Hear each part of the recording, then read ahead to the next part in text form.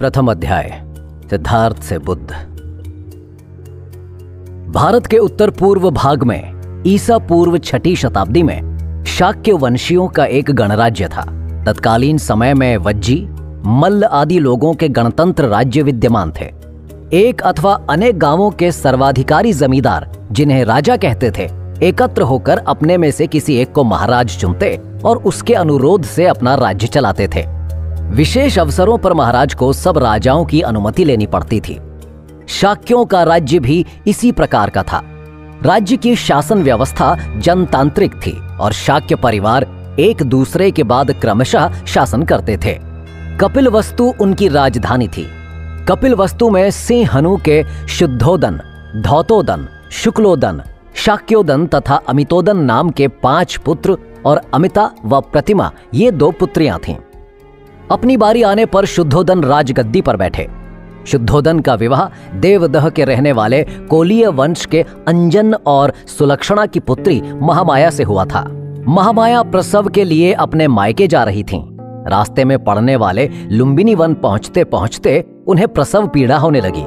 वहीं प्रसूति की व्यवस्था की गई। इस तरह महामाया के गर्भ से ईसा पूर्व 563 में वैशाख पूर्णिमा के दिन शाल वृक्षों से आच्छादित लुम्बिनी वन में गौतम बुद्ध का जन्म हुआ। उनका बचपन का नाम सिद्धार्थ गौतम था। सिद्धार्थ का अर्थ है मनोकामना पूर्ण होना और गौतम उनका कुल नाम था। सिद्धार्थ के जन्म के 7वें दिन उनकी माता महामाया का देहावसान हो गया। सिद्धार्थ का पालन पोषण उनकी मौसी महाप्रजापति गौतमी ने किया था। महाप्रजापति गौतमी महामाया की बड़ी बहन व राजा शुद्धोदन की दूसरी पत्नी थीं। 8 वर्ष की आयु होने पर सिद्धार्थ की शिक्षा आरंभ हुई। सिद्धार्थ बचपन से ही कुशाग्र बुद्धि के धनी थे और खूब मन लगाकर पढ़ाई करते थे। उनके शिक्षक उनकी सीखने की प्रवृत्ति से काफी प्रभावित रहते थे। सिद्धार्थ साहित्य, संगीत, धनुर्विद्या, उत्तम लेखन, खेल कूद इत्यादि में प्रवीण थे।